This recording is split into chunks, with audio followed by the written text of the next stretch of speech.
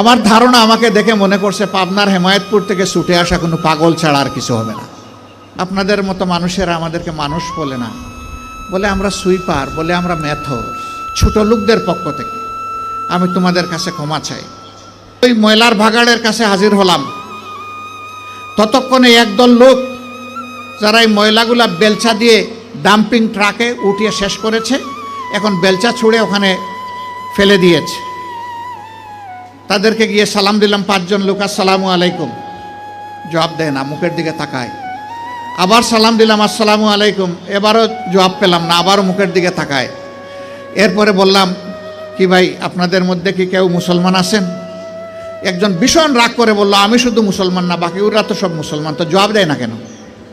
বললাম কোনো সমস্যা নাই, আবার সালাম দিচ্ছি, আসসালামু আলাইকুম। এবার সবাই সমস্যারে জবাব দিল, ওয়ালাইকুম আসসালাম। জিজ্ঞেস করলো, আপনি কে? বললাম আপনাদের জাতি ভাই। আপনি কি সিনেমা করতে আসছেন? আমার এই চেহারা দেখে মনে হয় যে আমি সিনেমা করতে আসছি। কয় না, তা তো মনে হয় না, কিন্তু আপনার কথাবার্তায় তো এরকমই মনে হচ্ছে। তো আপনি কেন আসছেন? আমি বললাম আপনাদের হাত ধুইতে আসছি। ওই শুনেন, আমরা গরিব মানুষ, আমাদেরকে নিয়ে উপহাস করবেন না। আমি বললাম আল্লাহর কসম আমি উপহাসও করতে আসিনি। তাইলে আপনি আমাদের হাত ধোয়াবেন কেন? আমি বললাম তোমরা সমাজের হাত দাও, একটা দিন অন্তত তোমাদের হাত ধোয়াই। কই আমাদেরকে ছেড়ে দেন, আমাদের অনেক কাজ, বুঝতে পারছি না আপনি কি জিনিস। আমি বললাম যে আমি বড় শক্ত জিনিস, হাত না ধুইয়া তোমাদেরকে ছেড়ে দেব না। আমি রোদের মধ্যে ঘামতেছে, একজন রাগ করে বললো, এই দে, ওনার এত শখ জাগছে, দে হাত দে, আমারটা আগেই দিচ্ছি। তো উনি হাত দিল, আমি ধোয়াই ঠইয়া খসলাইয়া পরিষ্কার করে বললাম, ভাই অনেক শুক্রিয়া তোমাকে। একজন একজন করে হাত দেয় আর খিলখিলাইয়া হাসে। আমার ধারণা আমাকে দেখে মনে করছে পাবনার হেমায়েতপুর থেকে ছুটে আসা কোনো পাগল ছাড়া আর কিছু হবে না।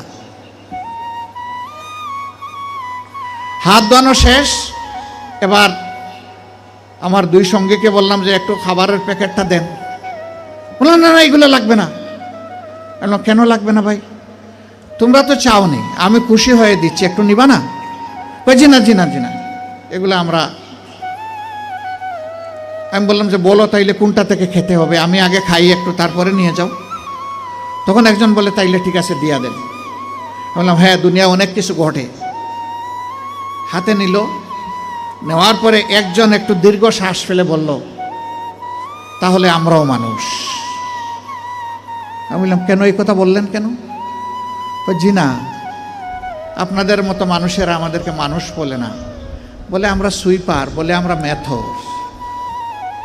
আমাদের কাছে কেউ দাঁড়াইতে চায় না, কোনো রাস্তা দিয়ে আমরা হাঁটলে মানুষ সরে যায়। সমাজের মানুষ আমাদেরকে অচ্ছুত মনে করে, এদেরকে ছুঁইলেই জাত যাবে। আমি হাত জোড় করে বললাম, সোফা কাপড়ের ছোট লোকদের পক্ষ থেকে আমি তোমাদের কাছে ক্ষমা চাই। আমাকে ক্ষমা করো, আমাদেরকে ক্ষমা করো। আমি আর চোখের পানি ধরে রাখতে পারিনি, টপ টপ করে আমার চোখ থেকে পানি পড়ল।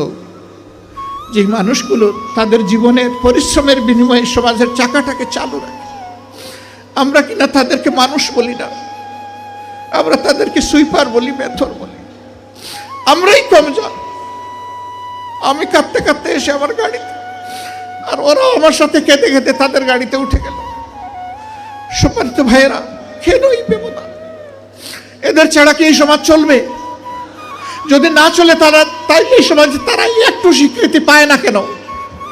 একটু মর্যাদা কেন পায় না তারা?